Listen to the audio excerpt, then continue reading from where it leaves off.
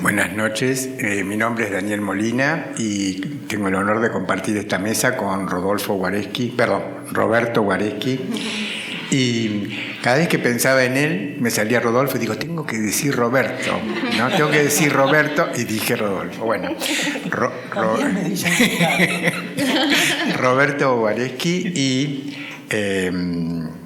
Florencia Garramuño. No te cambié el nombre. Para mí, además son amigos, así que, y amigos de Tamara. Yo, cuando presentamos un libro de María Moreno acá, con Germán García y otros, Nicolás Artusi creo que estaba en la mesa también, dijimos, lo bueno de la cultura es que es una conspiración de la amistad. Y justamente esta noche, esta mesa, Tamara, todas las cosas que tuvimos en los 40 años, o los 30 y pico que compartí yo con ella, siempre lo sentí eso, una conspiración, pero en un sentido simpático y amistoso de la amistad, ¿no? Yo conocí a Tamara como lector de poesía a comienzos de los 70, cuando ella publicó 2 libros que eran muy atípicos para entonces. Yo era un jovencito de 18, 19, 20 años, que se llamaron Los No y De este lado del Mediterráneo, que hoy están en su obra completa, editada por Adrián Hidalgo, si no eran imposibles de conseguir en esta época, y que visto a la distancia no son su mejor obra, aunque ya están mostrando una poeta singular, una voz nueva en la poesía, una voz nueva e importante e interesante, alguien que tiene algo que decir y que está diciendo otra cosa. Bueno, eso fue principio de los 70. Principio de los 80, yo estuve 10 años preso, salí de la cárcel y comencé a trabajar muy rápidamente en el diario El Porteño y nos llegaban gacetillas de este lugar con actividades muy, muy diferentes a todo lo que hacía en todos los lugares. Y uno venía acá, este lugar no existía, por empezar, era acá al lado, y estaba todo lleno de ratas y era horrible, y se caía a pedazos, y toda esa cosa que hay ahora en una galería de arte eran oficinas viejas y feas. Lo único que había igual, o más o menos igual, era el teatro desvencijado. Realmente había ratas, está claro. Pero estaban pasando cosas muy interesantes. En el teatro estaba el Club del Clown, había cosas que no se veían en ningún otro lugar. Y por el otro lado, en la parte de literatura, toda la mejor gente de nuestro país estaba viniendo acá a decir algo. Y esos ciclos los organizaba todos Tamara. Se llamaban, por ejemplo, el primero, por eso le pusimos hoy Los que conocieron a, fue un ciclo que ella hizo, y llamó a los que habían conocido a aquellos que en ese momento ya estaban muertos y venían gente a brindar testimonio. Entonces venía Piglia o Viñas o demás a hablar de Marechal, cosas por el estilo, ¿no? Había todavía gente que había conocido a Roberto Arlt o cosas por el estilo y armó varias mesas muy importantes, bueno, muchas otras cosas de debate.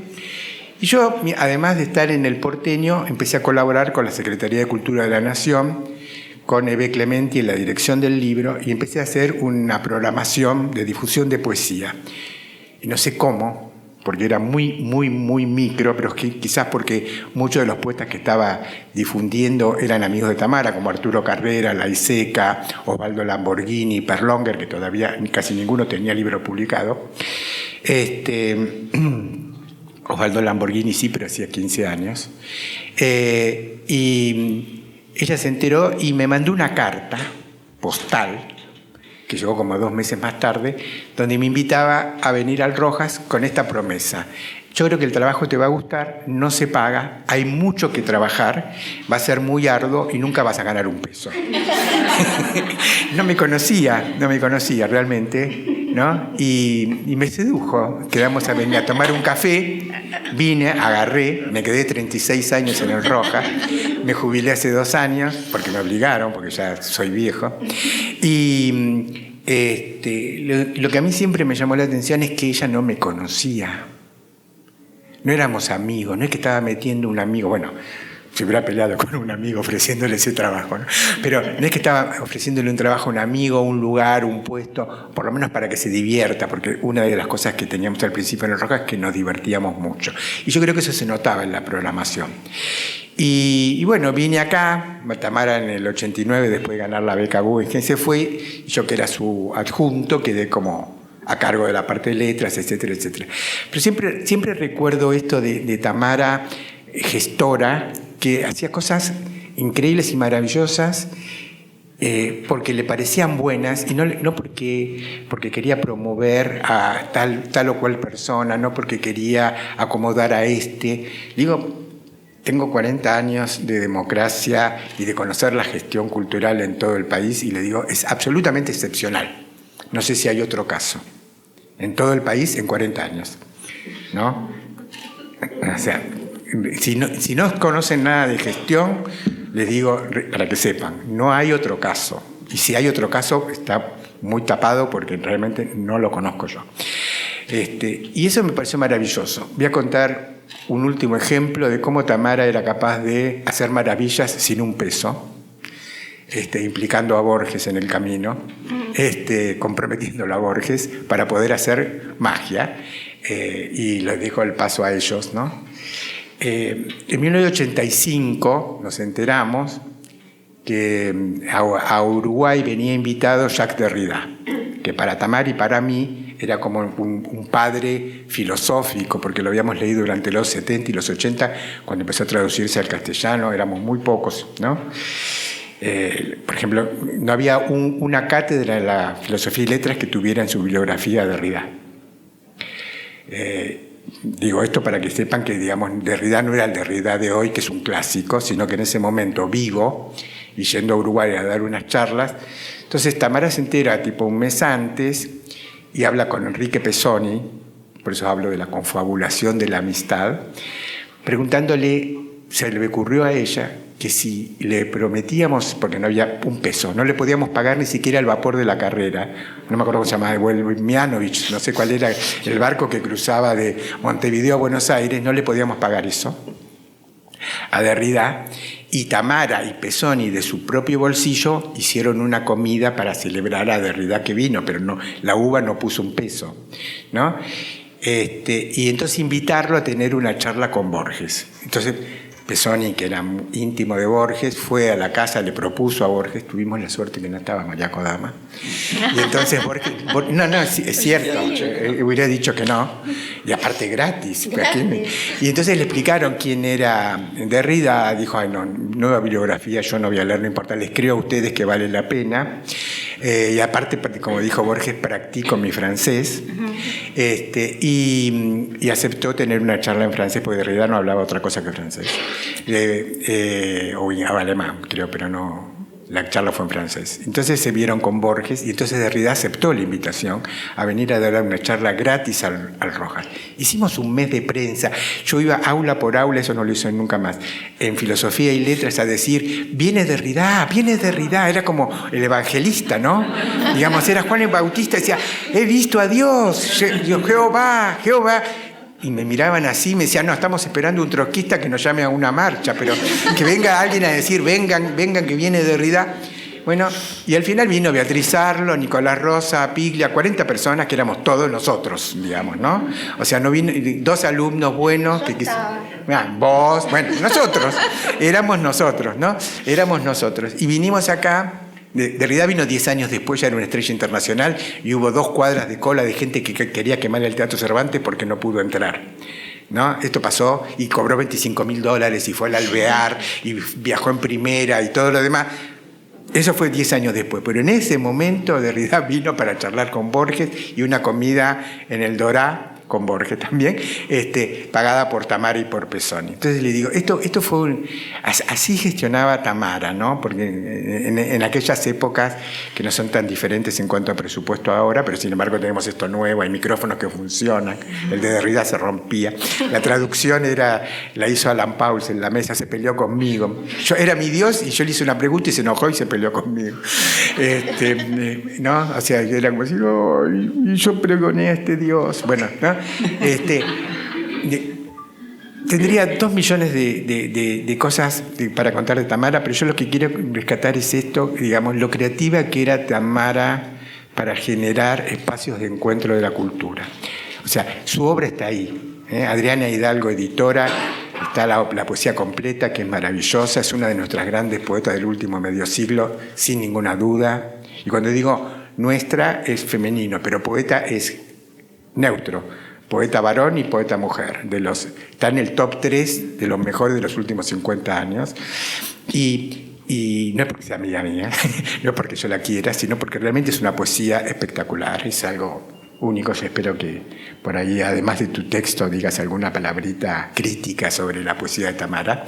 Y ahora los dejo con Roberto Guareschi, que es periodista y poeta. Fue el director periodístico del diario Clarín, dirigió la renovación monumental que tuvo Clarín en los años 90, hasta comienzo del siglo XXI estuvo allí, trabajamos juntos.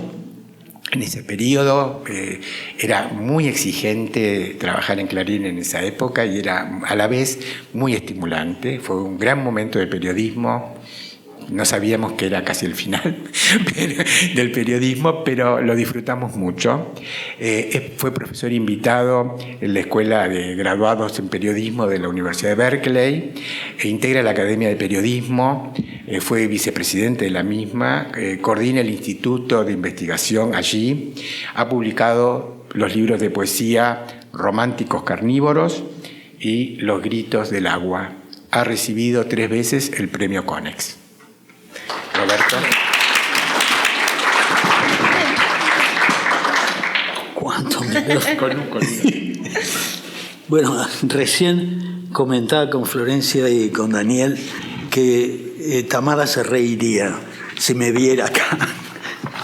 Me diría, dejate de joder, o se reiría solamente. Vi esa imagen de ella y me emocionó. Bueno, hablando de la conspiración de la amistad, yo voy a hablar de un aspecto especial de Tamara, que era el tema de sus talleres de poesía, talleres individuales. Y antes que nada voy a decir que ella está muy orgullosa de trabajar, de hacer esos talleres, y también orgullosa de haber sido entre las primeras personas que empezaron a dar esos talleres de una manera orgánica. Entonces, les voy a hablar de mi relación con Tamara, que no era precisamente una relación de amistad, si bien tenía cosas parecidas a la amistad. Bueno, encontrar a una maestra de la poesía, la maestra que cada uno necesita, es establecer con otro una relación que no se parece a nada. Tiene la vibración de una afinidad profunda, como en la amistad, pero no. Solo tiene un parecido lejano con la amistad. Yo tuve con Tamara una relación en la poesía, una relación maestra-discípulo intensa y constante.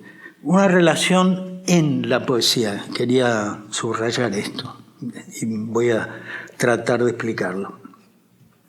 Yo sabía casi nada de su historia personal, lo que ella supo de mí lo sacó seguramente del yo de mis poemas. Los 70 y la familia de mi infancia en el sur del Gran Buenos Aires. ¿Cómo fue que llegué a Tamara? Yo en determinado momento me había trabado en la escritura, me repetía, no me salía algo distinto, y entonces Annie Shua, una querida amiga de los dos, me sugirió que hiciera un taller con Tamara.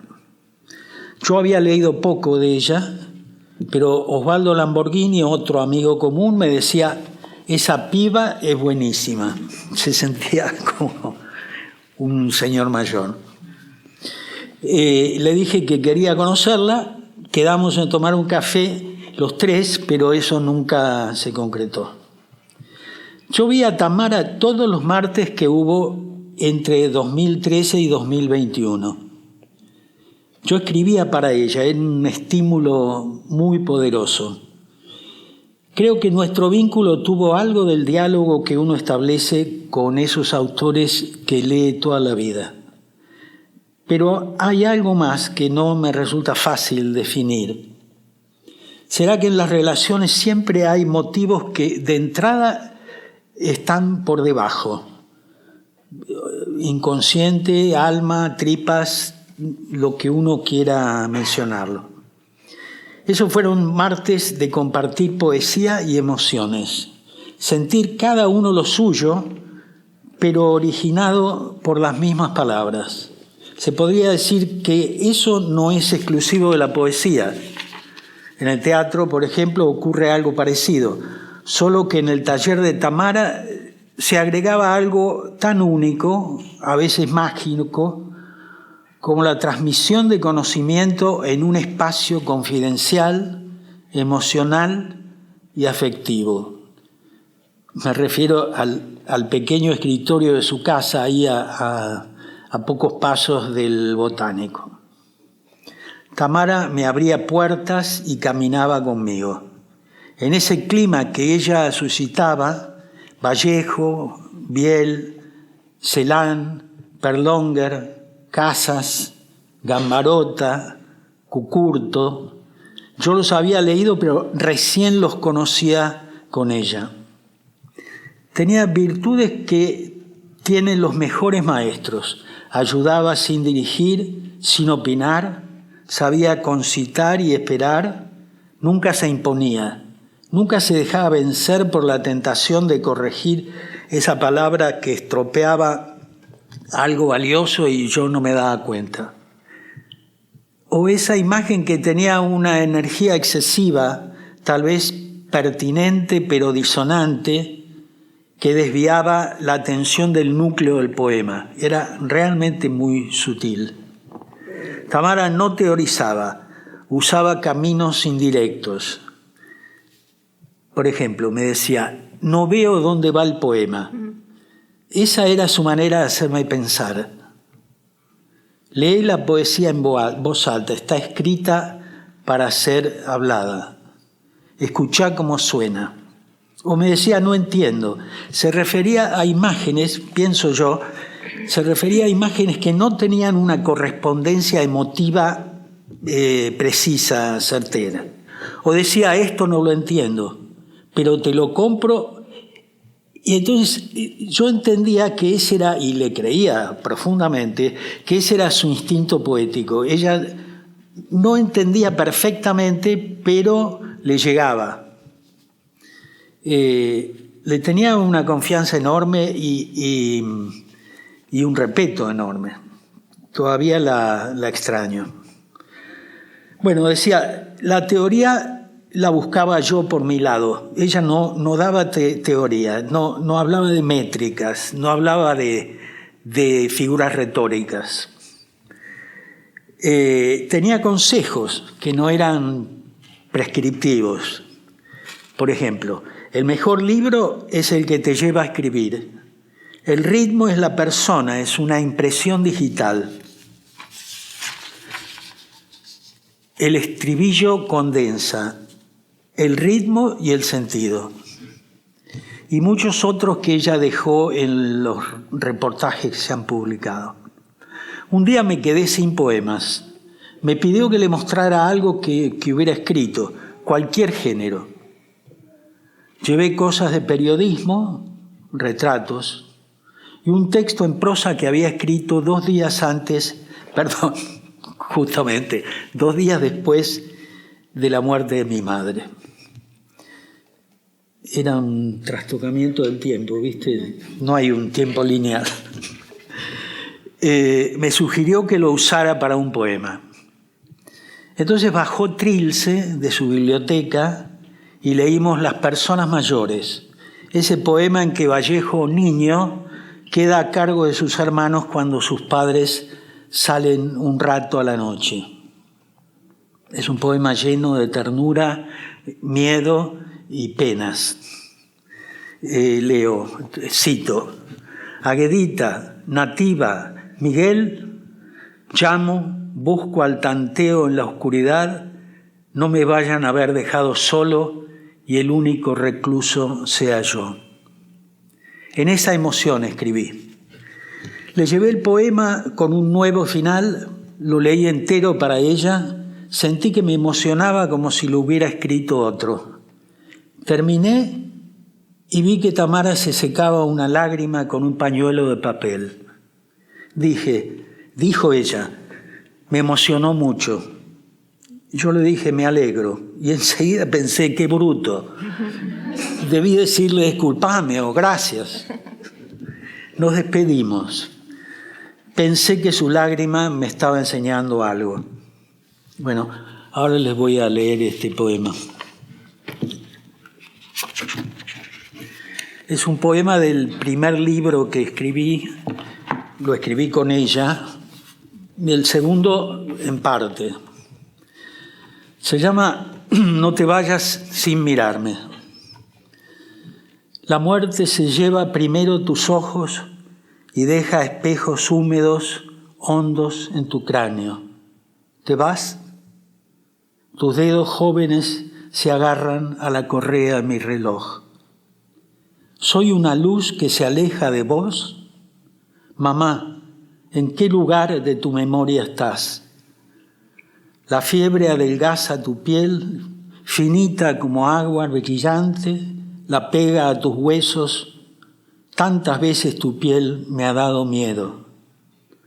¿Escuchás las voces de otras viejas? Te están soñando inmóviles en camas hondas como cunas esta noche de misa. Tu pecho hace ruido, tan pequeño y tanto ruido. Cada respiro termina en una pausa demasiado larga. Cada respiro es una ola que boquea en la arena. Pequeña madre, tu cuerpo tiene el olor hiriente de un cuadro cerrado y húmedo hace años. Pasé la infancia en una historia de ese cuarto, pero tu olor entonces era dulce, el de los paraísos florecidos, y los mediodías tenían color de mandarinas en el pasto.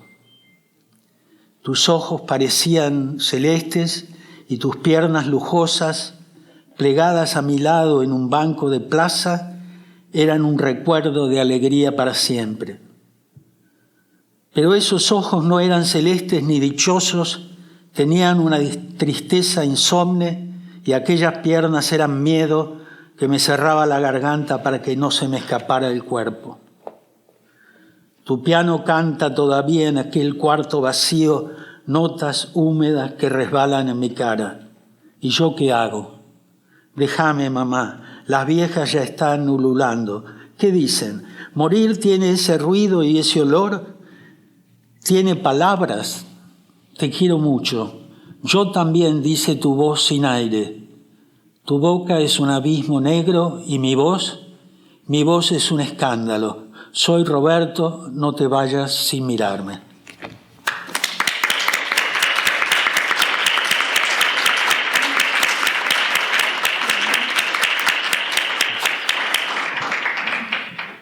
Muchas gracias, Roberto.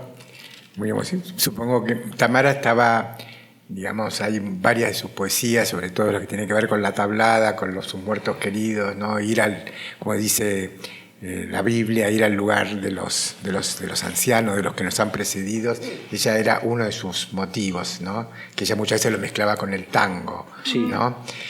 Y recibir en la casa, vida de living, ¿no? Todo ese ir, ¿no? O sea, entre la familia es uno de los temas esenciales de Tamara. El libro sobre la madre, ¿no? Sobre la madre, claro.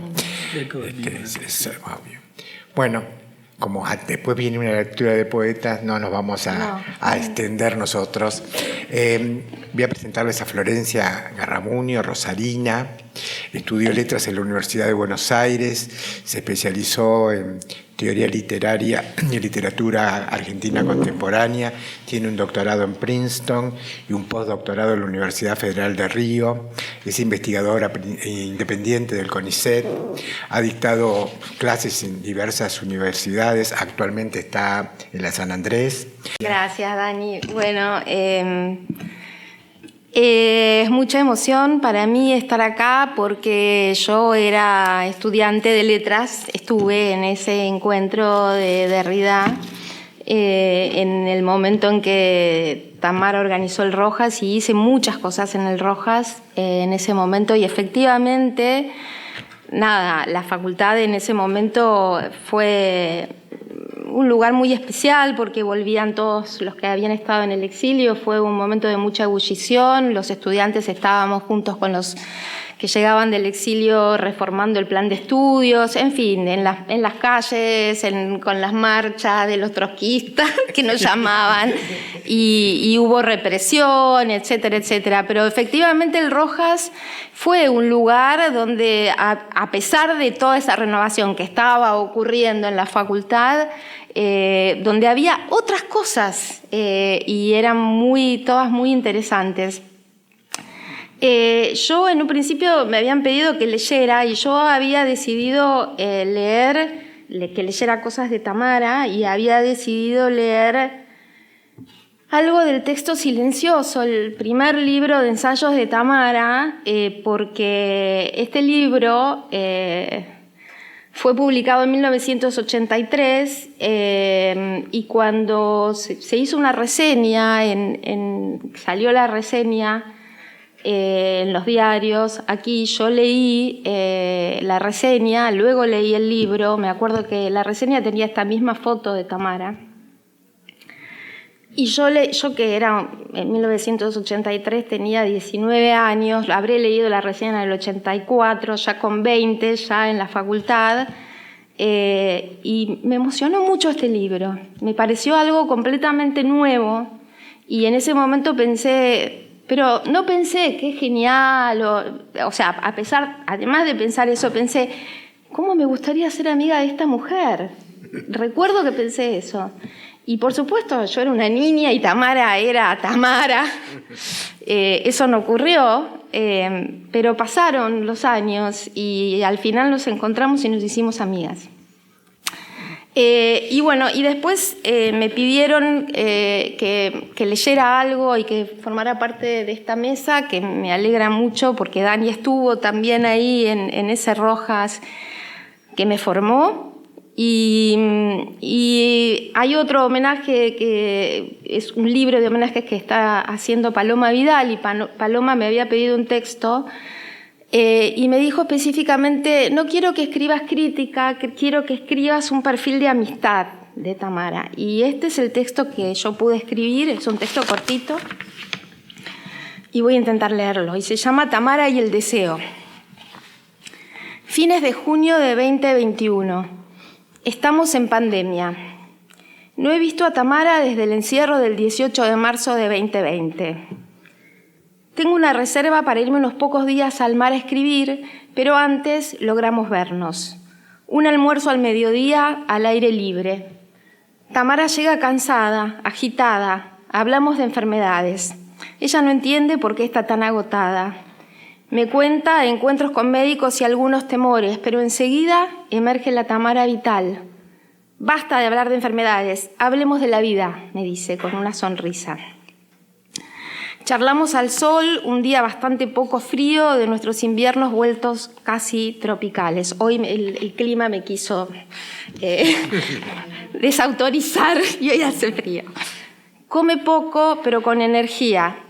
Nos despedimos sabiendo que a mi vuelta en pocos días nos veremos de nuevo. El primer asado con amigues, al aire libre, claro, después de mucho tiempo. Antes de llegar a mi casa, tengo un WhatsApp de ella. Dice, que viva el deseo. Me alienta. No sabía entonces que sería su último mensaje. Al volver del mar, me entero de su enfermedad fulminante por un amigo en común. Decido no llamarla hasta que ella me llame. Pero pasa el fin de semana y el lunes la internan.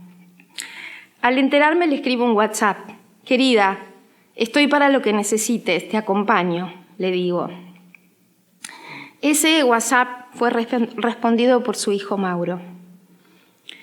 Que su último mensaje haya sido que viva el deseo resuena en mí cada vez que la recuerdo. Iluminada por su sonrisa abierta, en una foto que nos sacamos las dos juntas, al sol también, en un viaje a Bahía Blanca unos años atrás. El dolor me embarga, lo intempestivo de su muerte, el contexto ominoso de la pandemia, el contorno de su ausencia,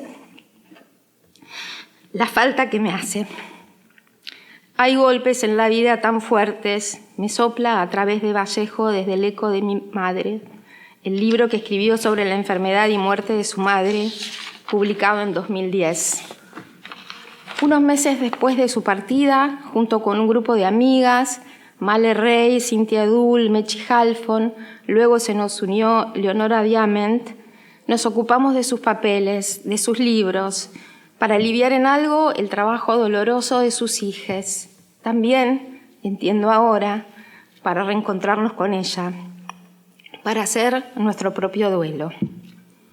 Vuelvo a su departamento luminoso como su sonrisa, con su energía intacta en los muebles, la cocina, su biblioteca.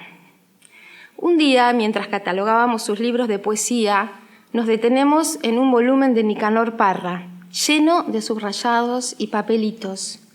Comenzamos a leer los subrayados. Nos reímos, admiradas de la precisión en esos, entre comillas, libros chiquitos que marcan sus subrayados. Tamara nos da letra, nos señala qué leer, dónde encontrarla, cómo seguir leyéndola.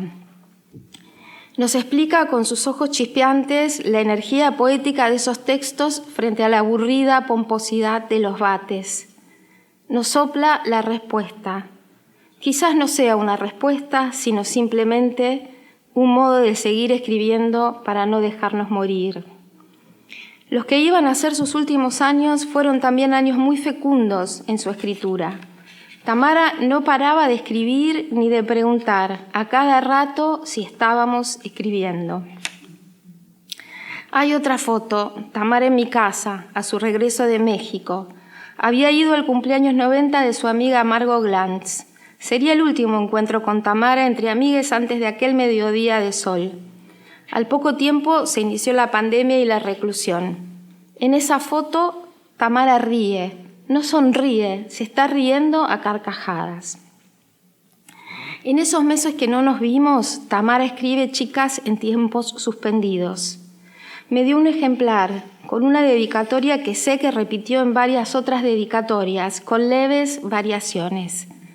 La mía dice: a Flor, una de mis chicas más queridas, Tamara, pandemia 2021.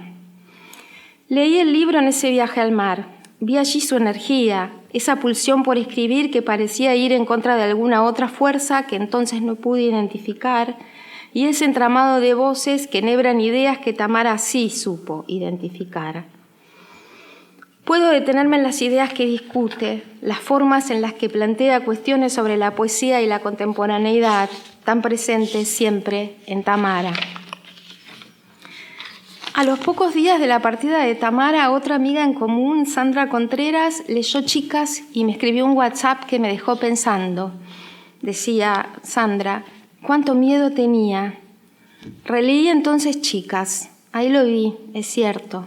Cito: lejos de querer desplegar por la deriva de este confesionario algún tonto guiño psicologista, mi pregunta va dirigida al corazón de aquella vieja crítica literaria que despreciaba la vida privada en aras de una severa pureza textualista.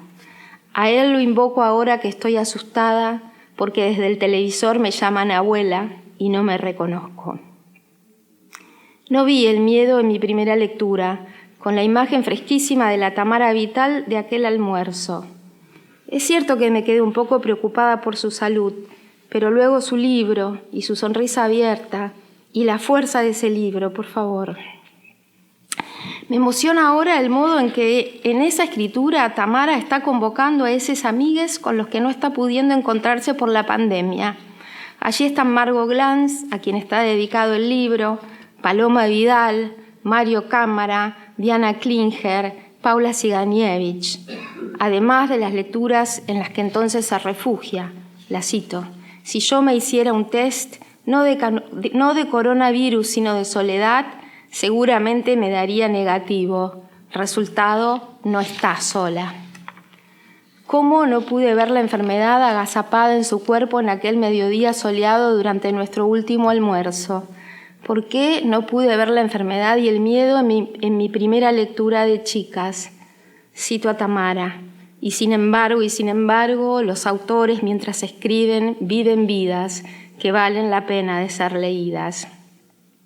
De nuevo me sopla Tamara y la vuelvo a citar: escribir poesía para mí es dar y recibir una promesa de supervivencia. Tamara y el deseo en esas letras. Gracias.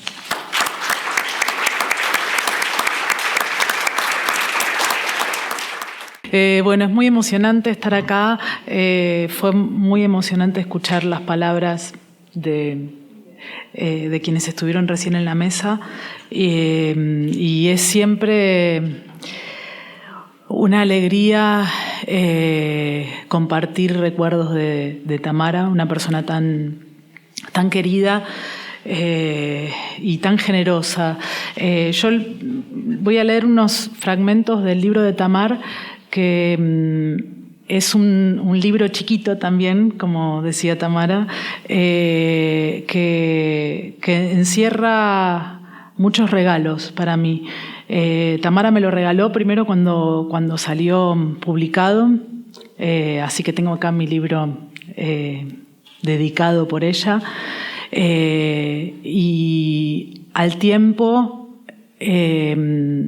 Diego Dukowski le propuso hacer una película con el libro, y ahí vino el segundo regalo de Tamara, que fue muy, muy generoso, que fue ofrecerme escribir la versión cinematográfica del libro de Tamar. Y ese segundo regalo, que fue esa propuesta y esa entrega de ese hijo que significó este libro, implicó otros regalos nuevos. Yo había leído la poesía de Tamara y lo único que había leído de prosa de ella era este libro, y al ponerme a trabajar en el guión de la película, que espero que se pueda realizar pronto, es la idea y es el deseo de que la película se haga pronto. Esa fue una puerta para leer los ensayos de Tamara, y los ensayos de Tamara para mí significaron un portal de posibilidades nuevas, y fue encontrar ahí una voz muy personal adentro de la escritura de esos ensayos. Y entonces quiero leer unos fragmentos del libro de Tamar, que tienen... Este libro está muy subrayado porque trabajamos juntas después en la escritura del guión, y tiene los primeros subrayados de la primera lectura ingenua que tuve del libro antes de saber que iba a transformarse en un guión, y después tiene la acumulación de todas esas capas que tuvieron que ver, por un lado, con toda la lectura de toda la obra de Tamara, y por otro lado con nuestra amistad también, que fue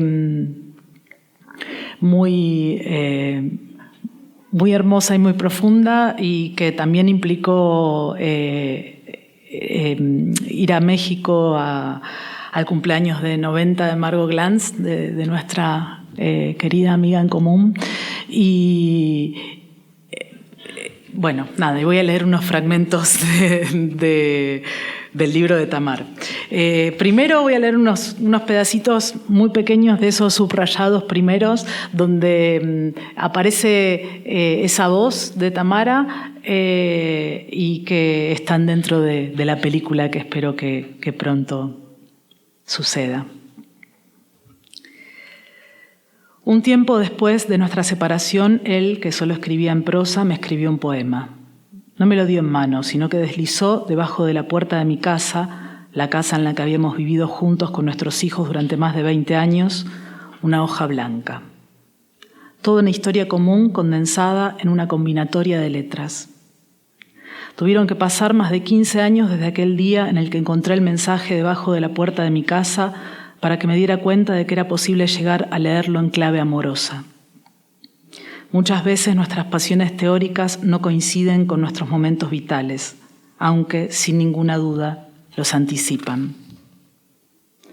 Así fue como, sintiéndome expulsada del poema, enojada, o mejor, decepcionada, tiré la hoja A4 en el fondo de un cajón y me olvidé hasta que reapareció por casualidad, en medio de un montón de fotos y papeles viejos hace unos días.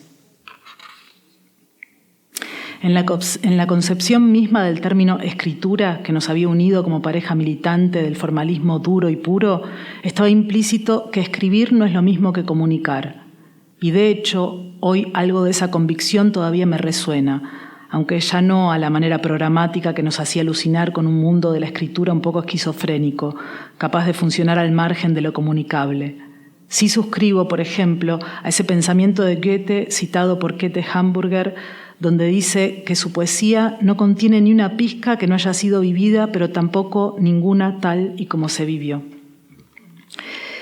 Y ahora voy a leer el final de un capítulo del libro que para mí contiene varias capas de Tamara y que empieza narrando el hilo, que era algo de lo que ella hablaba tanto, ¿no? de las metáforas con respecto a la costura y el hilo de esa voz.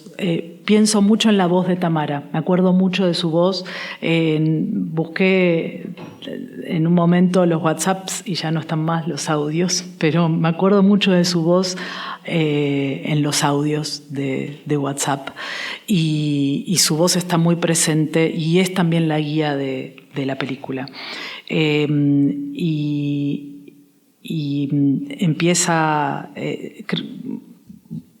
El texto de Tamara, hay una parte sobre la cual discutimos bastante en la escritura del guión, porque es un momento en el cual ella decía que había un fragmento que le parecía toda una complicación lingüística que iba a ser aburrida para el espectador.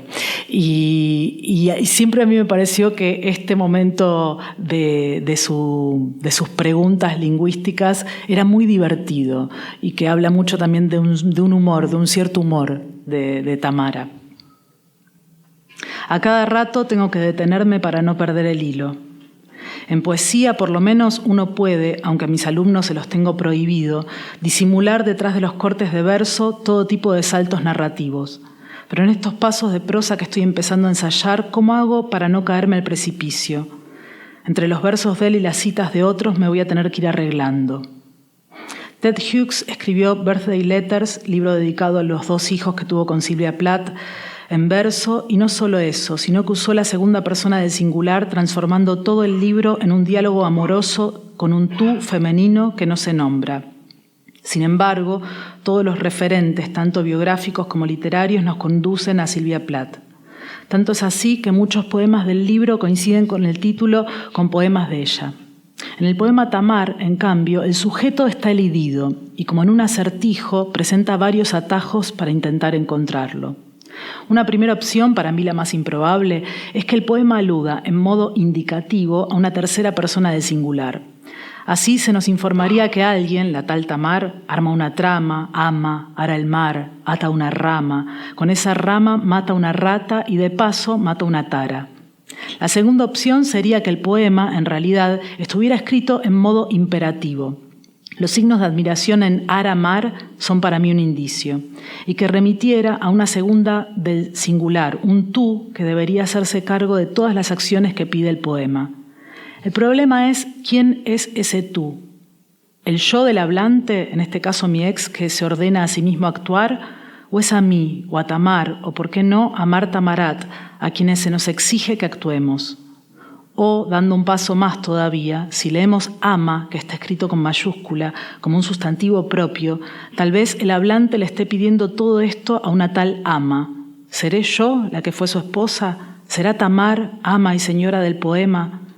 Esta complicación lingüística que solo sirve para generar tedio y confusión me hace pensar que yo debería escribir mi propio Tamar, pero en este caso dirigiéndome directamente a él por su nombre.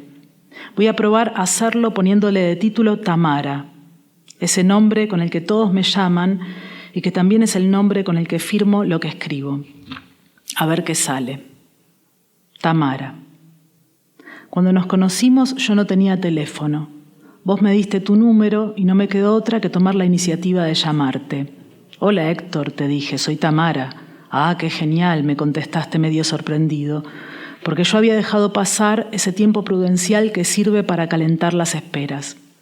25 años después, como si yo siguiera sin teléfono, caminaste hasta la puerta de tu ex casa, y me deslizaste un mensaje inesperado, que esperó otros 15 años para que ahora yo me decida a dejarme llamar Tamar. ¿A dejarme amar?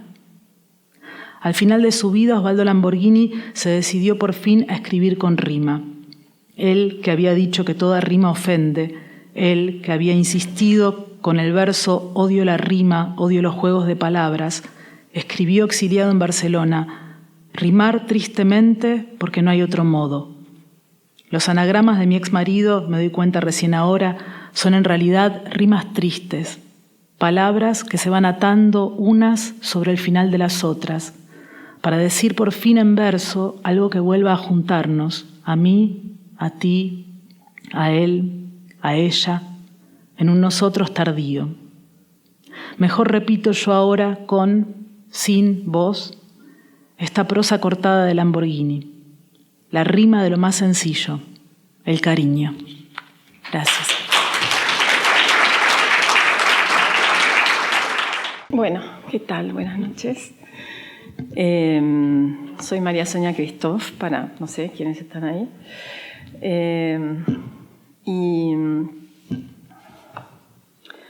bueno, conocí a Tamara muchos años después de idolatrarla, dando clases, así que compartíamos el curso de no ficción en una maestría. Entonces yo daba no ficción 1, ella daba no ficción 2, y en los pasillos básicamente nos reíamos de la no ficción y de lo que se solía entender por eso, y de lo que nosotras entendíamos que era más que nada una entrada a la hibridez, que es un poco lo que ronda lo que traje para leer hoy. Y además, inevitablemente, antes de entrar a la clase, no sé por qué llegábamos un poquito tarde, un poquito temprano, pero siempre a la vez, y entonces nos encontrábamos en ese momento como de arrastrar las patas, que no sé si quienes dan clases también sienten, como esa cosa del instante antes de la clase, y las dos decíamos, pero ¿qué hago acá? ¿Qué hago acá? Y después, a la salida, nos íbamos a comer pasta y a la vuelta y tomar vino. Bueno, entonces yo creo que ese ¿qué hago acá? Inicial nos unió de una manera muy, muy profunda, como en una especie de confesión ahí performática muy interesante. Bueno, después de eso me llevó a dar clases a la una, porque Tamara era totalmente irresistible, un poco como contaba Dani al principio, ¿no? Como, creo que podía convencer a todo el mundo de cualquier cosa, o sea, creo que hacía las cosas también porque era tremendamente seductora. Y un poco cuando Natalia me mandó esta convocatoria de leer algo hoy, dije, en un ciclo de poesía, justo yo leer, o sea, dije que sí inmediatamente por Tamara, pero después cuando me puse a pensar qué leer, no sé, el libro de Tamara me dio que ya me lo sé de memoria, ¿no? Y entonces me acordé un poco algo que dice Vinciane Desprez, esta filósofa belga que me tiene enloquecida, que viene editando Cactus, digo, por si no la tienen registrada, pues extraordinaria. Y uno de los libros que tiene se llama A la salud de los muertos, y en ese libro ella trata de pensar como alguna alternativa contemporánea y no religiosa frente a los muertos, ¿no? Como qué hacemos con los muertos quienes no somos religiosos, o sea, no tenemos la construcción narrativa de la religión, O para quienes no creemos a pie juntillas en las construcciones góticas y entonces vemos a los muertos atrás de las paredes. Digamos, ¿qué hacemos quienes no convivimos con esa idea de los muertos y que normalmente nos hemos quedado por ahí con la clausura del psicoanálisis, ¿no? Como, bueno, termina el duelo, de alguna manera como los muertos desaparecen.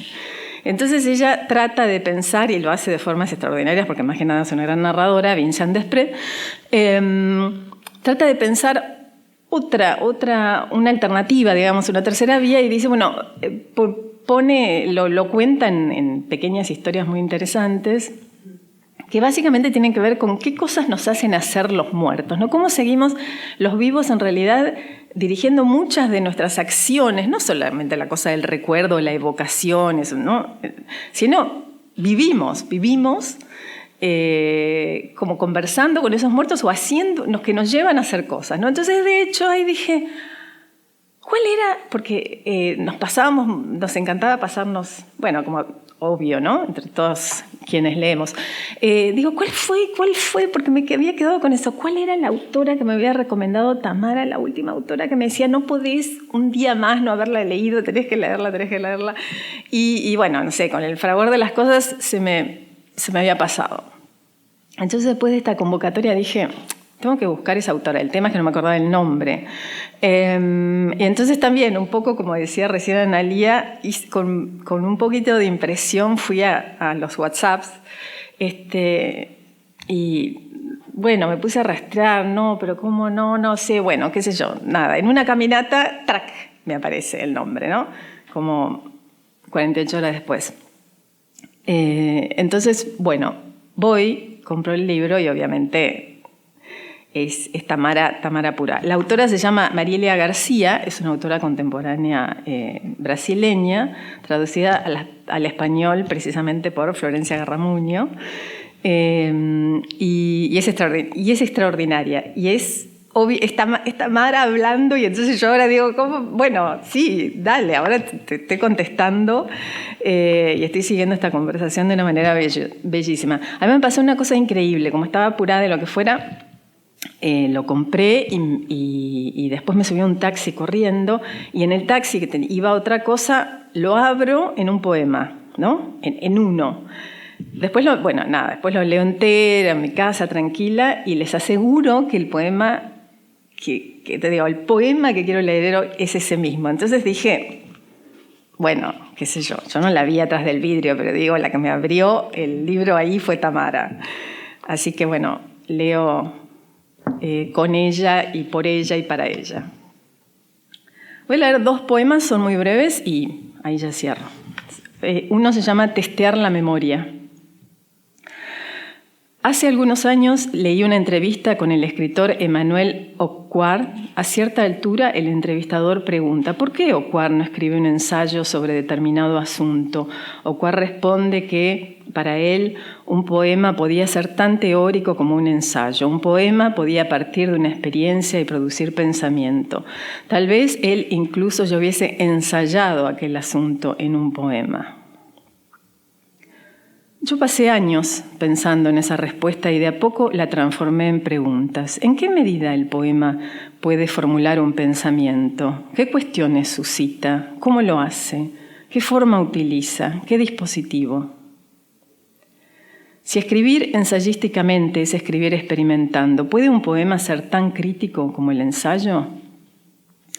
Busqué la entrevista con Emmanuel Aucoir para citar aquí con precisión y no la encontré. Busqué el texto donde había leído eso y no lo encontré. Estoy lejos de casa y sin acceso a mis libros. Estoy testeando citar de memoria, estoy testeando usar sus palabras en otro contexto. Busco manejar las palabras. No encontré el texto que buscaba, pero quería hablar de sus poemas. ¿Puede un poema ser colocado en un tubo de ensayo? En los años 1990, el escritor americano Charles Bernstein escribió un poema llamado Un test de poesía. Yo quería hablar de ese test suyo, pero voy a hablar de otro texto de los años 90, que también es un test de poesía.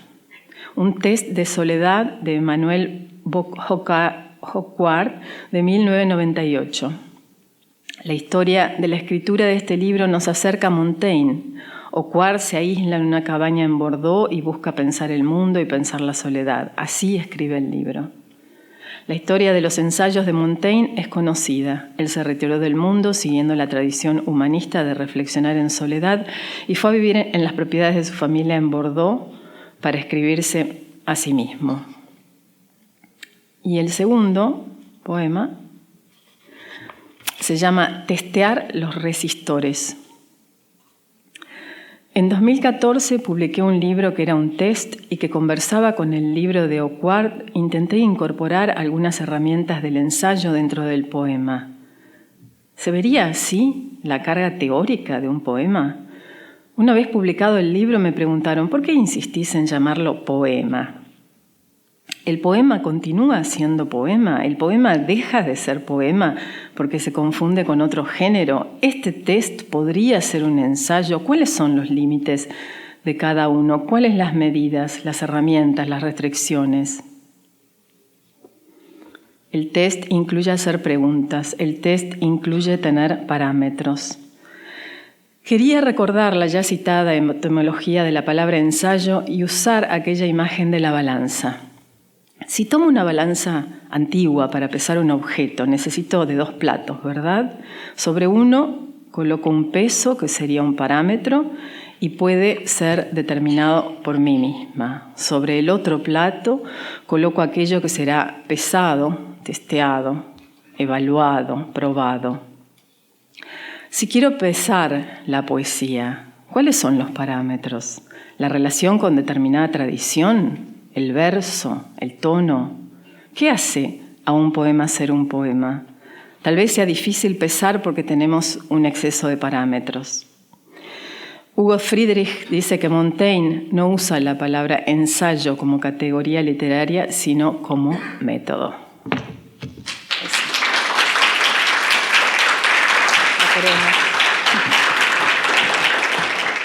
Bueno, buenas noches. Gracias por la invitación, primero, a compartir este homenaje. Mi nombre es Leonora Diamant y tuve el honor de ser la editora de Tamara de muchos de sus libros y haberlos publicado. Voy a leer un brevísimo texto que escribí un mes después que falleció Tamara. Y quiero compartirlo con ustedes. Nada más fascinante que publicar lo que uno no sabe. La edición como forma de investigación, de desestabilización. Puro trabajo sísmico. Y todavía más, publicar sin saber qué se está publicando. ¿Y esto qué es? ¿Esto es ensayo, poesía, prosa? En ese sentido, leer y publicar a Tamara fue un ejercicio luminoso de ignorancia. Y Tamara, una guía tan sensible como atrevida, que nos empujó siempre un poco más allá. Porque Tamara misma trabajó desde el no saber. Fue nuestra maestra ignorante, el psicoanalista que no sabe, en la búsqueda de lo singular. Así como cuenta que con Enrique Pesoni aprendió a darle una vuelta de tuerca a su modo de leer para volverlo más libre, más osado y, por supuesto, más placentero. Porque finalmente el ejercicio del no saber es la reivindicación de la libertad, o por lo menos una salida, diría Deleuze. En algún intercambio de mails con Tamara, repasando de Lacan a Rancière, me dijo: el no saber es una marca de las más productivas del siglo pasado, que por suerte transmigró a este. Transmigró, dijo, como las almas. Y así, entre no saberes y una dosis de esoterismo que la divertía mucho, Tamara es quien nos enseñó a leer el futuro. Tamara nos leyó el futuro, leyó a las nuevas generaciones de poetas y surfeó el desconcierto que provoca lo nuevo, sin tenerle miedo a asuntos tan devaluados para la academia como lo banal, lo íntimo, la vida cotidiana, lo que hay. Tamara no tenía miedo porque se divertía. Tamara lee a los jóvenes y nos cuenta cómo es el futuro, una poetisa que se vuelve pitonisa. Parece que Jorge Panesi la llamó pitonisa cuando se la encontró en una feria del libro tratando de adivinar el deseo del otro en el texto que alguien le ofrecía a Tamara. Parece que era uno de los modismos predilectos de Tamara, sin convencer, porque las poetisas no quieren convencer a nadie, casi como una sugerencia que se desliza al pasar. Tamara te mandaba a guardar teorías raídas, lecturas maltrechas. Y así, el deseo, la vida, el juego, fueron los antídotos que Tamara logró inocularse en algún momento contra el textualismo de su generación. Despojarme de viejos pudores formalistas, decía. La literatura y la vida, como el título del libro de Deleuze al que Tamara siempre volvía, formas de volver a casa. ¿Cómo articular literatura y vida? O en palabras de Tamara, ese continuo que va de una forma de lenguaje a una forma de vida y viceversa. Tamara nos mostró cómo salir del textualismo en el que se encerró su generación y en el que yo también había quedado atrapada. Ella siempre adivinaba cómo salir, una salida. Tamara reflexionó mucho sobre el estatuto del testigo y decía: el testigo ya no es el que sabe más que los demás, sino el que necesita de los demás para saber de sí. Tamara lee porque encuentra allí, bordado en el reverso del poema, la propia vida, la prueba del presente. Leer es aportar una prueba de vida de quien escribe, pero sobre todo de quien lee. Aportar una prueba de vida en la medida en que la lectura dice presente, dice el presente, dice lo singular en el que se juega el deseo. Tamara fue nuestra testigo en quien nos leímos para saber de nosotros. No sé qué vamos a hacer sin Tamara, pero sé que nos hizo más libres, o al menos nos dejó una salida. Gracias.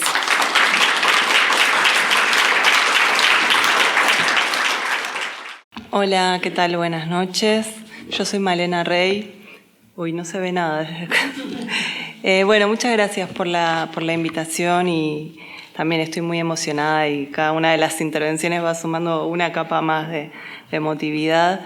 Bueno, en mi caso yo la conocí a Tamara porque era la mamá de Mauro. O sea, yo soy muy amiga de Mauro, lo conocí en la Facultad de Letras hace 20 años y bueno, a partir de su hijo, mi amigo, conocí a su madre, poeta, y la empecé a leer. Tamara siempre nos escuchaba hablar de las cosas de la facultad, nos presionaba mucho para que terminemos la carrera, por suerte, se lo agradecemos.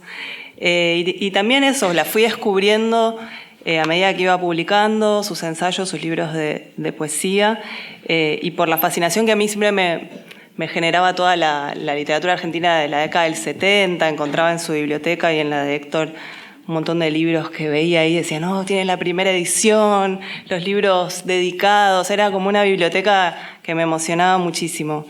Bueno, pasaron los años, yo tuve mis hijos, Mauro tuvo sus hijos, nuestras familias son muy amigas, y cuando Tamara murió repentinamente, además de ponernos muy, muy tristes, de acusar ese golpe, pensamos armar un pequeño grupo de mujeres cercanas a ella desde distintos puntos de cercanía para ayudar justamente a Mauro y a Malena a ordenar los papeles, a inventariar la biblioteca y a ver qué era lo que había ahí para que ellos supieran también con todo el legado que se quedaban.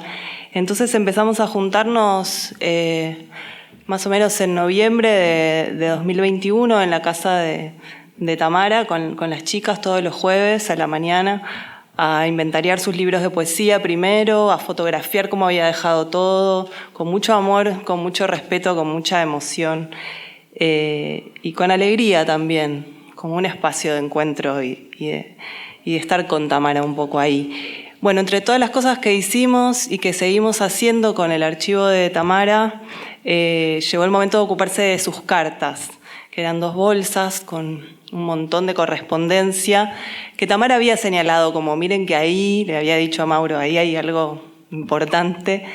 Y bueno, es bastante impresionante acercarse a la correspondencia de otras personas, también cuando en este momento nosotras ya no nos mandamos cartas, ¿no? Como que hay un aura que todavía tienen esos sobres, esas estampillas que viajaron por el mundo que generaba mucha intriga, mucha curiosidad.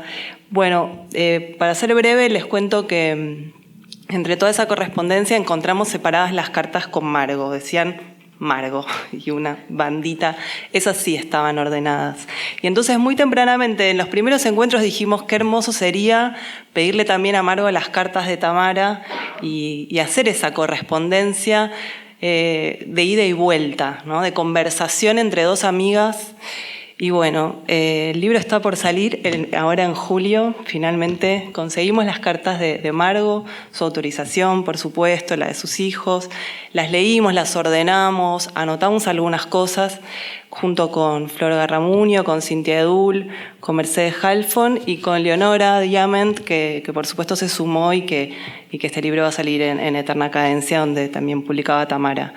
El libro se va a llamar Ya te llegará, y reúne las cartas entre 1984, cuando Héctor y Tamara vuelven con Malena y Mauro del exilio, hasta 1997, cuando ellas empiezan a comunicar por mail y se abandona el formato epistolar. Como forma también de que escuchen un poco de qué va a estar hecho este libro y que después lo quieran buscar, traje 4 cartas de Tamara. Si son muy largas leo menos, pero son solo del lado de Tamara. En el libro está la conversación, así que las voy a leer. La primera es del 24 de junio de 1984. Es la primera carta que Tamara escribe ya desde Buenos Aires. Querida e inolvidable Margo, hasta ahora fue imposible escribir cartas. La adaptación, aunque sea al propio país, fue lenta y penosa. Somatizaciones de todo tipo, histerias varias, y ahora ya reflotando favorablemente. En síntesis, estamos contentos. Adoramos esta ciudad puta que provoca deseos interminables de caminar.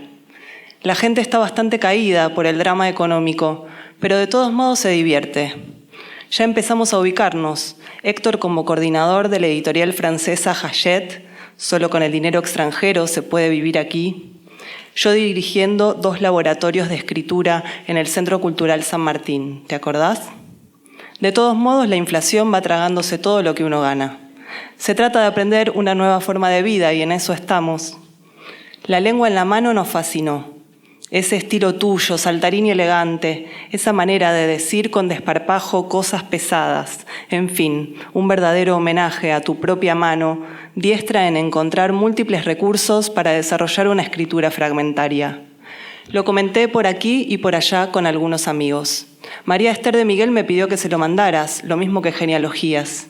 Pepe Bianco también quiere verlo. Estoy con él como jurado de un concurso de ensayo en el que seguramente de haberlo mandado te hubiéramos premiado La lengua en la mano.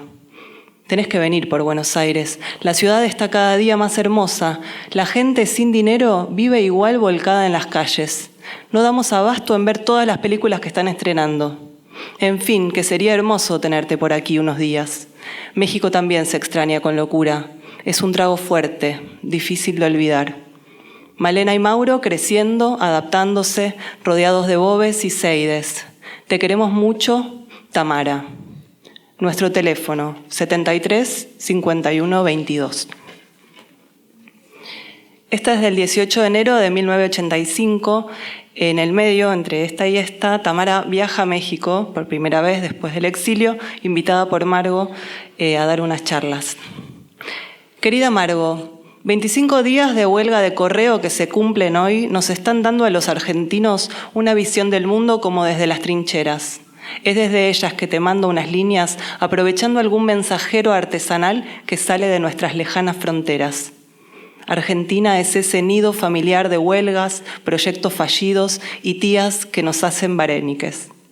Ya no sé qué pensar ni qué sentir.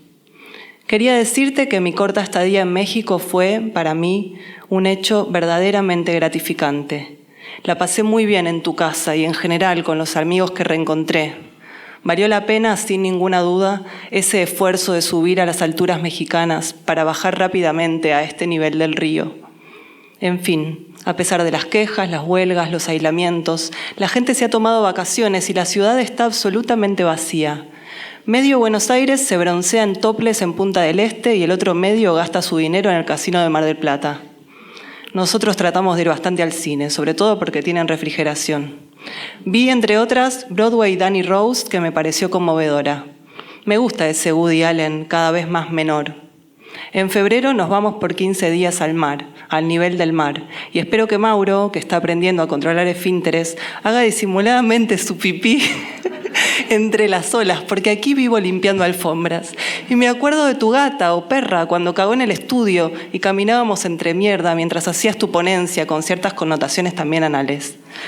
Qué lástima no haber podido escucharte ese último día. Ah, por cierto, Otilia me dice que ganaste el Villaurrutia, lo cual me hizo brindar con Héctor la otra noche con un vinito blanco delicioso que compramos, el Bianchi Chablis. Me alegré muchísimo y te veo una escala ascendente que ni tu papá hubiera soñado para ti.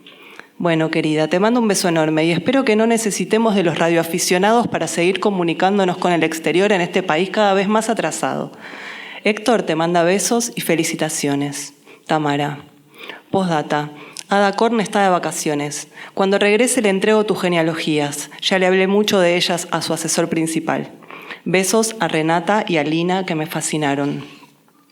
¿Sigo, no? Bueno, esta es después de un gran terremoto en México en el 85 y esta es después del terremoto. Tamara le escribe. Querida Margo, ya me sé de memoria tu número telefónico de tanto pedirle a la operadora que me comunique contigo. Desde el día del terremoto empecé a pedir comunicación, pero hasta hoy fue totalmente infructuoso. Me lanzo a la no menos kafkiana vía del correo porque necesito imperiosamente que sepas cuánto pensamos en estos días en ustedes. Pensábamos en tu mamá, que vive en una zona que creemos afectada, en las niñas, en si estaban ustedes todos en la casa a esa hora, en el IMBA y en todos los amigos queridos de la Dirección de Literatura, que algunos sé que viven por esa zona, Martita tal vez o Salvador Castañeda. En fin, que desde aquí el terremoto de ustedes también se transformó en una agonía muy grande para nosotros, que casi sentíamos que hubiera sido mejor estar cerca, involucrarse, enterarse. Revivió un inmenso amor a México, tanto que en mi casa empecé a sentir olor a tortilla por todos lados. Estuvimos 2 largos fines de semana participando de una gran colecta que se organizó, pero nos preguntamos si ese dinero llegaría, si habrá pasado el filtro de la corrupción argentina para luego transponer el de la mexicana. Nosotros andamos relativamente bien. El desgraciado de Héctor está en Islas Canarias en un congreso. De ahí dará unas vueltas por el continente. Yo soy muchacha cuidando niños. En fin, lo de siempre. Recibí el hermoso libro de Bordando sobre la escritura. Ya lo hice circular por acá. Las quiero a las 3. Escriban, por favor. Besos, Tamara. Bueno, y leo esta última que es del 30 de diciembre de 1991, bastante después.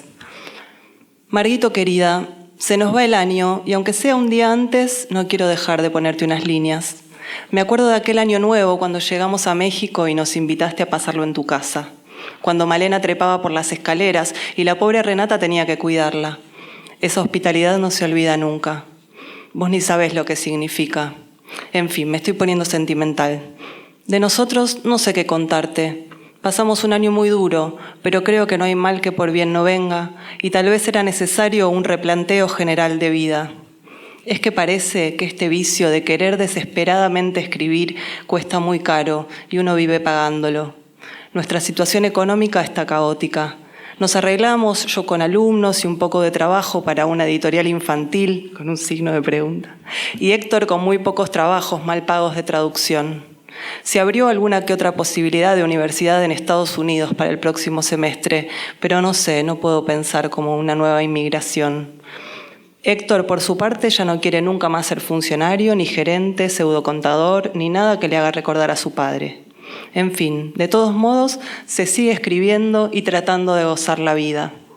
A mí toda esta movida me vino bien para replantear mi maldito lugar de señora dependiente económicamente y, por qué no, en otros aspectos de su maridito. A ver cómo salgo de este embrollo. Tal vez el 92 ayude. Te queremos muchísimo, siempre te estamos recordando. Te mando besos enormes a vos y a las chicas. Que pasen hacia un maravilloso nuevo año. No pierdo las esperanzas de que nos veamos pronto. Tamara. Muchas gracias. Gracias al Rojas y a Natalia Calzón en particular. Mi nombre es Mariana Yáñez, trabajé en este lugar angélico en aquellos tiempos felices que describían Daniel y Mariana. Y la importancia de participar acá es que cuando perdí a mi mamá, muy joven mi mamá, separada por 5 años de Tamara, las dos baby boomer, Tamara me llevó al bar del Rojas y me dio unas palabras muy consoladoras con esos ojitos que tenía que siempre sonreían. Me impacta de Tamara, de su recuerdo, los ojos que sonreían.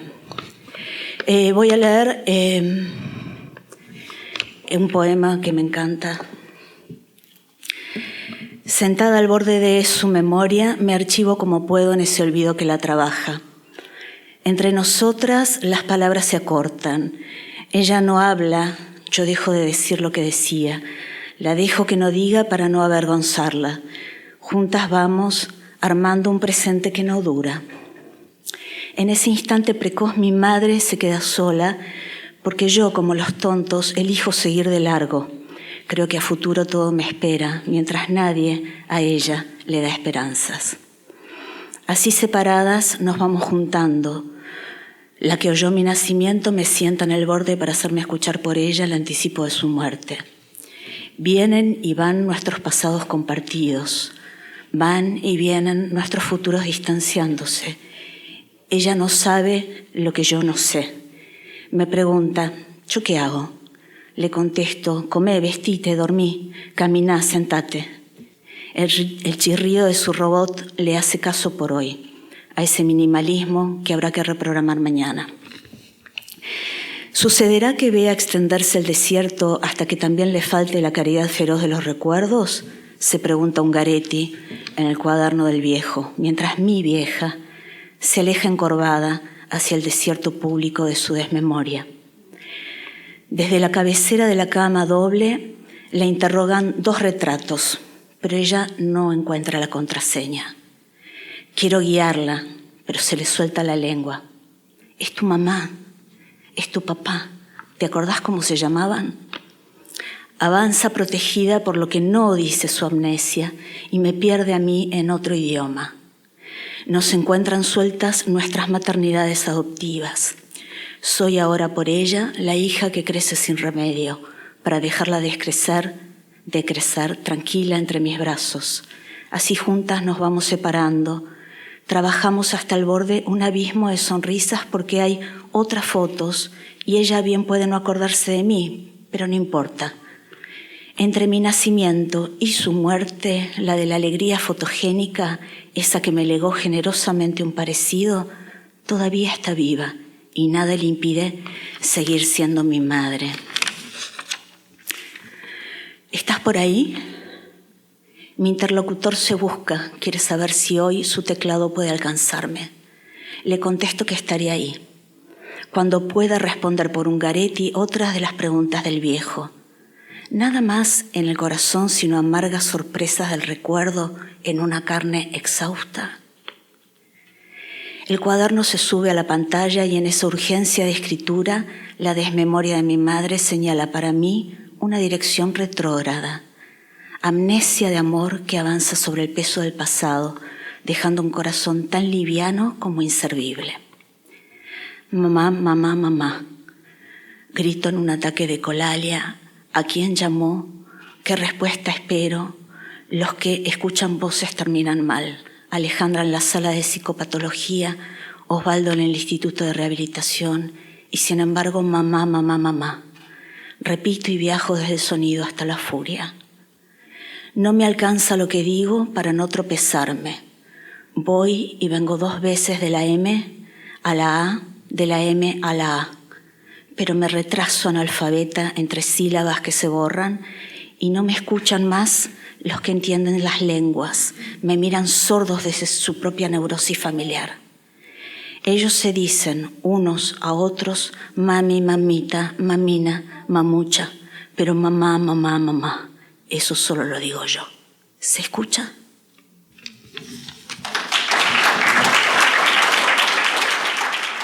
Hola, buenas noches. Gracias por invitarme. Un honor. No sé si lo merezco. Ya parece un poema. Mauro, qué bien se portan tus hijes. No sé cómo haces. ¿Serán los genes? ¿Cómo se portaría Tamara de chiquita con esos rulitos? Yo tengo muy mala memoria. No me acuerdo cuándo la conocí, pero me acuerdo una vez como si fuera la primera vez y en realidad fue un reencuentro. Yo alquilaba una casa en el Tigre. La casa se llamaba Jirafa Orgullosa. Bueno, cuando vi el nombre supe que era para mí. La alquilé en una cabañita en el Tigre y, bueno, ella era amiga de Osvaldo Baigorria, que alquilaba una casa por ahí cerca de Santa Rosa. Yo estaba en la galería de mi casa, en ese estado de iluminación constante que es estar en el Tigre, y de repente venían caminando Osvaldo, Tamara y algunas otras personas. Y yo la vi a Tamara, me puse de pie y abrí los brazos y bajé a abrazarla. O sea que se ve que ya la conocía, porque no creo que fuera la primera vez, pero no recuerdo ninguna anterior. Ese momento en que yo la vi rubia y con esa sonrisa, y yo abriendo los brazos como recibiendo los efluvios poéticos de la inspiración divina, no se me borra nunca más. Así que esa fue una vez en el Tigre, y después, la última vez que nos vimos fue en el viejo Telostende, también, siempre en el idilio. Ella venía de la playa con un vestidito, como con unos flecos. Y yo decía, pero esta mujer tan divina puede ser. ¿Cuántos años tiene? Pero es una diosa total. Y aparte, siempre radiante, como la gente se hace reflejos, brillos en el pelo. Pero ella se ve que les salían simplemente así, ¿no? Era como realmente muy luminosa. Recuerdo también que conmigo era muy amorosa, muy simpática, como te hacía sentir muy bien. Nos encontramos ahí en el barcito del Hotel Ostende y nos quedamos las dos solas charlando. Yo tenía un hijo pequeño que, bueno, no se portaba tan bien como los nietos de Tamara, entonces, bueno, mi compañero se lo llevó para que yo pudiera tener un momento solas, las dos, tomando una cerveza cerca del mar, con el viento del mediodía, y charlamos. Fue muy hermosa esa conversación. Yo acababa de empezar a trabajar como docente universitaria, que no sé, es un don del cielo que seguramente ella también tuvo algo que ver. Y yo le conté que mi papá estaba y está enfermo y ahora no habla y qué sé yo. Me acuerdo muy bien de conversar con ella de eso y cómo me miraba y me escuchaba y, bueno, no tenía nada que ver con la teoría literaria, ¿no? Era como que creo que para ella el tema esto como de la vida y la escritura tienen mucha relación. Y yo le dije, bueno, voy a verlo por mí. Y me dijo, y por él. Me quedó como si fuera como si ella fuera una tía o una hada madrina o alguien que siempre cuando voy a visitarlo me acuerdo de Tamara. Bueno, cuando leí Chicas en tiempos suspendidos, yo no sabía cómo ella había muerto y me imaginé que había estado enferma y que había escrito este libro como una suerte de despedida. Y después me enteré que no era así, que era algo que yo me estaba inventando. Pero bueno, creo que de alguna manera, no sé, los legados. Entonces, bueno, sé que se habló de estas poetisas acá antes, pero yo había pensado en leer un par de fragmentos de este libro, de este último libro publicado. Poetisa es una palabra dulce que dejamos de lado porque nos avergonzaba. Y sin embargo, ahora vuelve en un pañuelo que nuestras antepasadas se ataron a la garganta de sus líricas roncas. Si él me llama, le dices que he salido, había pedido Alfonsina mientras se suicidaba, y eso nos dio miedo. Mejor poetas que poetisas, acordamos entonces entre nosotras, para asegurarnos, aunque sea un lugarcito, en los anhelados bajos fondos del canon. Y sin embargo, otra vez nos quedamos afuera. No sabíamos que los poetas gustan de volverse bates, mientras a las chicas, en lenguaje inclusivo, la palabra bata no nos cuenta, porque las mujeres no escribimos para convencer a nadie. Por eso la poetisa que todas llevamos adentro busca salir del closet ahora mismo, hacia un destino nuevo que ya estaba escrito y que al borde de su propia historia revisitada nunca se cansó de esperarnos. Quisimos llamarnos como ellos por el apellido: Rosenberg, Moreno, Bellesi, Gruz. Y sin embargo, viene llegando la hora de los nombres. Las uruguayas siempre tuvieron nombre: Juana, Idea, Circe, Amanda. Delmira, la primera divorciada del Uruguay. Delmira, la primera víctima de femicidio. Es claro que lo que empezó como poesía tuvo que terminar como novela, porque Delmira ya se había divorciado, pero tenía cita con su exmarido en una pensión de barrio donde él la estaba esperando con un revólver cajoneado en la mesa. Él se suicidó sobre el pecho sangrante de la amada, tituló El Día de Montevideo, evitando hablar de ella. Entre la metáfora modernista de un pecho sangrante y la palabra femicidio que no existía, Delmira se las ingenió para hacer y deshacer con la lengua lo que quedaba por decir. Extraño amado de mi musa extraña, le había escrito ella a ese muso que escarmentó el verso hasta hacerlo sangrar. Cuando en 1999 escribí un ensayo sobre Delmira, me estaba separando después de 25 años de matrimonio. Lo titulé La divorciada del modernismo. Me refería a ella, por supuesto, y sin embargo, ¿hablaba también de mí? Lejos de querer desplegar por la deriva de este confesionario algún tonto guiño psicologista, mi pregunta va dirigida al corazón de aquella vieja crítica literaria que despreciaba la vida privada en aras de una severa pureza textualista. Es cierto que el viejo biografismo del que se reía Pesoni en sus clases fue un bochorno. En el mejor de los casos resultó un no menos irritante psicoanálisis aplicado. Y sin embargo, los autores, mientras escriben, viven vidas que valen la pena ser leídas. Barthes ya intuía eso que llamó la nebulosa biográfica, volver a poner en la producción intelectual un poco de afectividad. Nos dijo mientras confesaba: terminé prefiriendo a veces leer la vida de ciertos autores más que sus obras. Y la vida de Delmira y la mía, cuando escribía sobre ella, estaban conectadas. Mientras yo pasaba por el sombrío trámite, la sentencia de divorcio llegó por correo, se queja Ann Carson. Anticipé los dolores del papeleo y puse como epígrafe de un libro que estaba escribiendo estos versos de Delmira: ven, oye, yo te evoco, extraño amado de mi musa extraña. Y sin embargo, lejos de dejar que se desangre la inspiración de la poetisa, suturé la boca de mis versos para ofrendarle a la crítica el producto medido, callado, digno de una poeta. Una vez más, lo que empezó como poesía tuvo que terminar como novela, porque yo solo quería que por fin me llamaran por el apellido. Y les quería leer de Delmira un poema, no sé si ese, porque ese...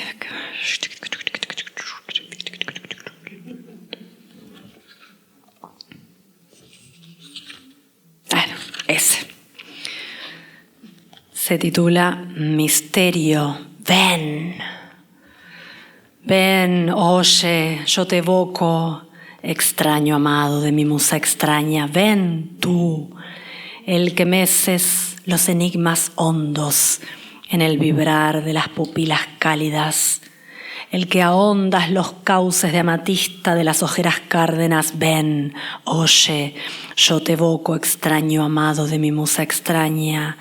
Ven tú, el que imprimes un solemne ritmo al parpadeo de la tumba helada, el que dictas los lúgubres acentos del decir hondo de las sombras trágicas. Ven tú, el poeta abrumador que pulsas la lira del silencio, la más rara, la de las largas vibraciones mudas, la que se acorda al diapasón del alma. Ven, oye, yo te evoco, extraño amado de mi musa extraña.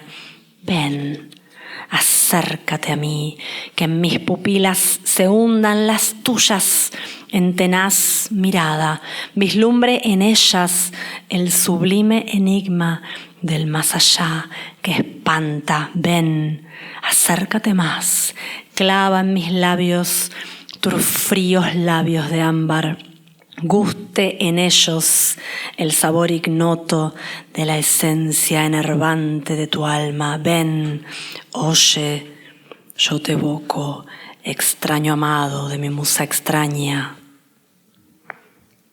Y para no terminar tan abajo, te ofrendo, Tamara, este poemita. Época de esclavas.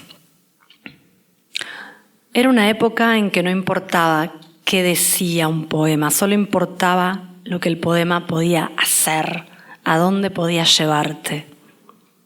Salíamos al amanecer a oír al pájaro gato, al pájaro marciano, al pájaro cucharita de anís, sin guías ilustradas en ningún bolsillo.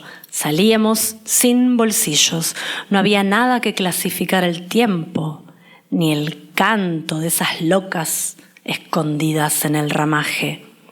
Era la época de arrodillarse. Voy a tomar algo caliente para que el sol salga, cosas así, gritábamos bailando, esclavas del sagrado corazón. Al final, nadie sabe si sos una veinteañera de ácido o una madre alzando el gran grito mientras todos duermen. Gracias. Bueno, sí, no se ve nada, es verdad. Yo soy Malena Saito. Estoy muy contenta de estar acá y sobre todo de estar escuchando todas las historias de Tamara. Yo recibí la invitación el fin de semana que estuve muy enferma y dije que sí. Y yo a Tamara no la conocí, en realidad. Y mientras los escuchaba pensaba, en ese momento en el que dije que sí, pensaba que como qué es conocer a alguien, ¿no? Esta cosa de, yo a Tamara la leí muchísimo, y de alguna manera siempre la sentí como en diálogo, ¿no? A través de la escritura. Me acuerdo también cuando leí el libro de Tamar, donde cuenta la anécdota sobre cómo ella y Héctor van al registro y piden que les permitan ponerle Malena a su hija y arman como toda una especie de argumentación. Y cuando leí eso en el libro me pareció maravilloso, porque yo me llamo Malena y fue como sentirme como bautizada de nuevo, de alguna manera, por una poeta que admiraba muchísimo. Yo me acuerdo que el primer libro que leí de Tamara, yo trabajaba en Clásica y Moderna de librera, y estaba ahí la obra reunida, y yo como que la empecé a hojear, la empecé a leer, y no entendía nada al principio, no entendía los poemas de ella. Y me acuerdo que decía, no, pero como que volvía, ¿no? Lo miraba desde lejos, lo dejaba el libro y después lo volvía a agarrar, porque había como algo ahí que me pedía justamente como que lo volviera a leer, que lo volviera a escuchar. Y me parece que hay algo de eso en los poemas de Tamara, ¿no? Como un volver a escuchar lo que se dice, algo de sintonizar de alguna manera en la radio y como en la radio colectiva, y la leí tanto que bueno, uno de los primeros libros que yo escribí, que se llama Amiga, está un poco inspirado en la lectura de los poemas de Tamara, que voy a leer ahora, que elegí, que son unos poemas de Tango Bar. Así que bueno, leo. 1. Por el radio de esta pesadumbre me junta una charla de mujeres en cucharita. ¿Quién nos encarga? ¿Cómo hacemos para hacer? El gritito enfrascado está en el alma. Me llamo ellas. Chicas, no dejen de llamarme. Hablan consigo de lo mismo que les hablo, toda una vocación que nos distingue. En mis peores días acudo a esa maternidad, sin nada parecer me aligero adentro del murmullo.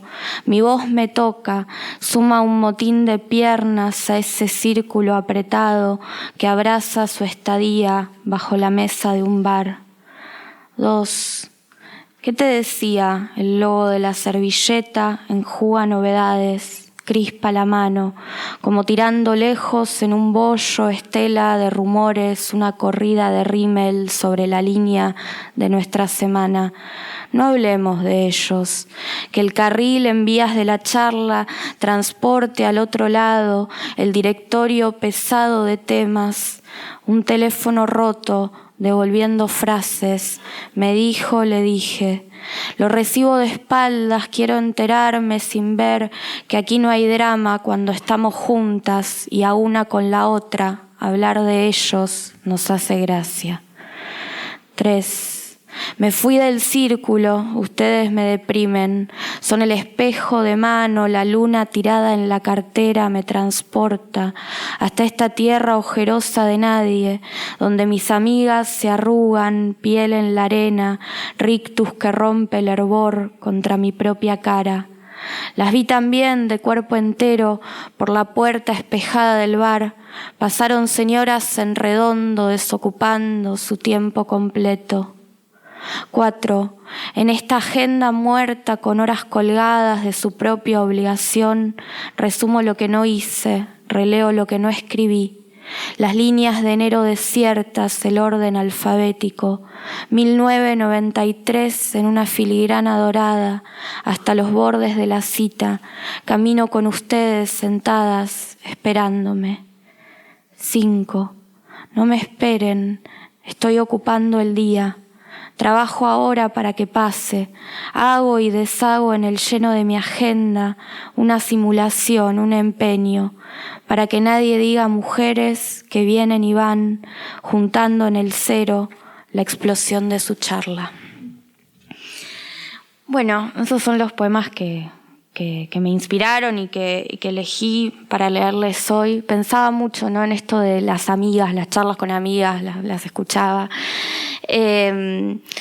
Nada, y me quedaba pensando que el día que yo tampoco sabía que Tamara no sabía que estaba enferma, y unos días antes de su muerte, no sé si fue algo así como la noche antes, leí en voz alta su último libro, Chicas en tiempos suspendidos, y pensé como en ese gesto casi como, no, la palabra que se me venía no era la palabra testamento, sino como un gesto como habilitante, ¿no?